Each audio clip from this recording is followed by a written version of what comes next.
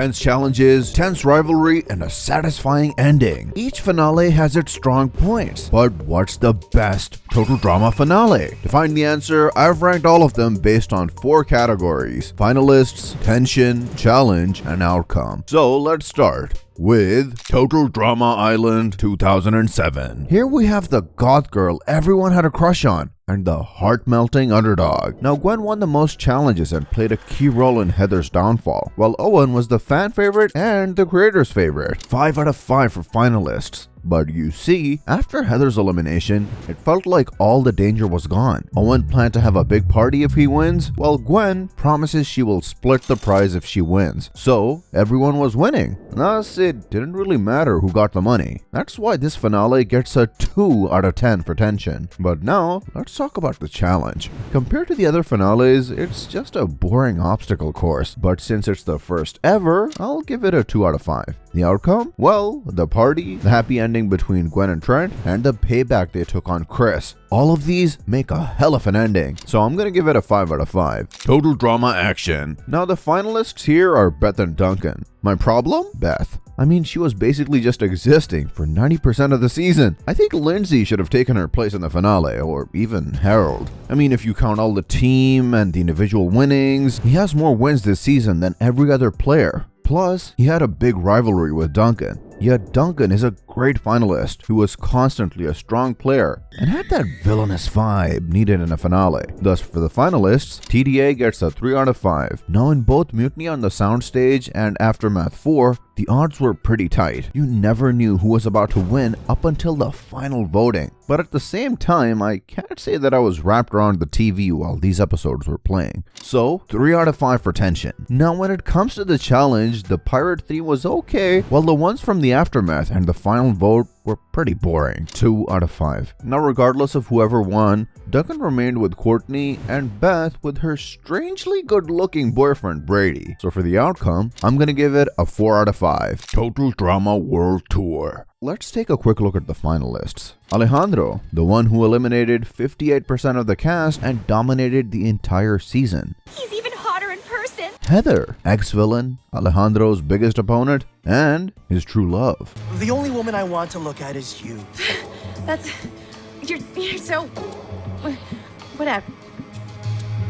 And Cody, chill dude, never stood a chance. For finalists, World Tour gets a 5 out of 5. But the tension? It was there from episode 1 between these two. Now honestly, it did feel like Alejandro dominated most of the challenge, but Heather managed to catch him up all the time, until this happened. It's so hard! And now you're just gonna take the mill and vanish from my life forever! From the moment I saw her crying, I knew it was a trap, and I knew that my boy Alejandro is not getting that million. So for tension, World Tour deserves a 5 out of 5. Now let's talk about the challenge. There was the initial battle between Alejandro and Cody, the mannequin building part, and the volcano race, so I'm gonna give it a 5 out of 5.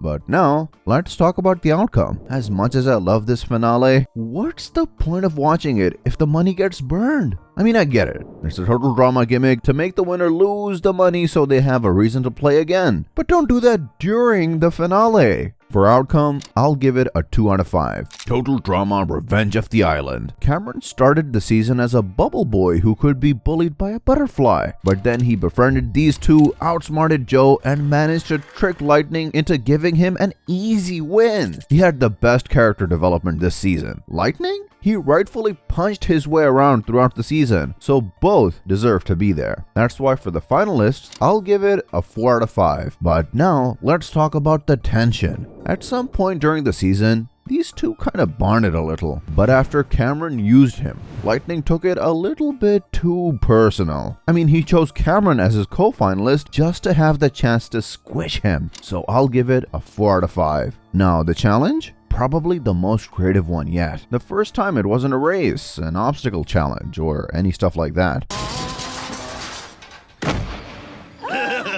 Shabam! So I'm gonna give it a 5 out of 5. Moving on, let's talk about the outcome. In Lightning's ending, he builds a private stadium, while in Cameron's ending, he splits the money with everyone else, which only leaves him with 77,000 Canadian dollars before taxes. decent outcome. I'm gonna give it a 3 out of 5. Total Drama All-Stars. The finalists are Mal and Zoe. Now, Mal was a horrible villain, yet if you look at his stats, he's basically the MVP of the season, so he deserved to be here. And Zoe? I think she was the only one relevant enough to be next to him in the finale. In a weird way, she was the only one who really had a rivalry with Mal. That's why I'm gonna give it a 3 out of 5. But the tension? Well, it was kinda there until the big button happened, and that's how 278 minutes of build-up was wasted in the most anticlimactic way. Plus, after Mike was back, it didn't matter who got the money.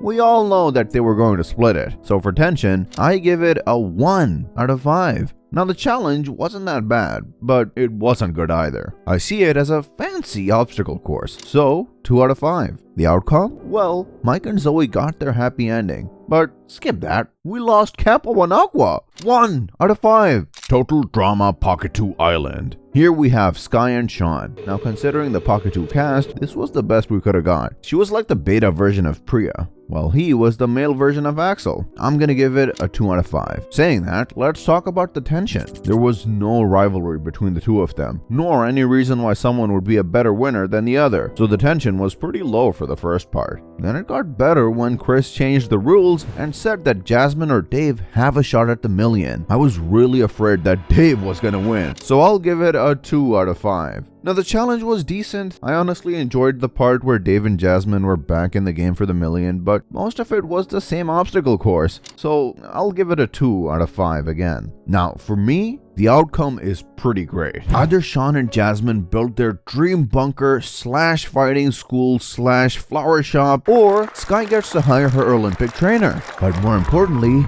Dave remains stuck on the island. 5 out of 5. Total Drama Island 2023. Here we had Priya, Millie, and Bowie. Millie was the only one who didn't deserve to be here, but she was important for the plot, so I still think she was important as a finalist. 5 out of 5. The tension? Well, we had the conflict between Millie and Priya, created by Bowie, but he got his karma back when he picked Julia as his helper, so there was a lot of plot twists, which kept the tension high. 5 out of 5 again. The challenge? Well, I liked the Lava Lake part, especially because they referenced Star Wars Episode 3 a lot. The rest was also pretty good. So, 4 out of 5. Now, this is the first season with only one winner, and I'm glad that's Priya. As much as I love Bowie, she worked for that win all of her life. One of the most satisfying wins. 5 out of 5. Total Drama Island 2024. The finalists were Caleb, a strong player, Julia, a stronger player, and Wayne, a lovable fool. They deserve a 4 out of 5. Now, this finale had the great rivalry between Caleb and Julia. The tension was high, but not as high as in World Tour. 4 out of 5. Although the challenge was some kind of obstacle course, again, it was the best Total Drama course ever created. I loved the fact that all the previous eliminated contestants participated, yet the odds of the finalists were still balanced. 4 out of 5. Now, let's talk about the outcome. Me personally, I wasn't that upset about the fact that Wayne won the season, but I get why so many people were disappointed. Realistically, the creators tried to keep everyone happy by picking him, but ended up upsetting everyone instead. So, 2 out of 5. And here's the final ranking. Now, it might be a hot take, but I'd like to have a villain winner. One who actually gets the money. If you want to know who's the best Total Drama villain, I know the perfect video.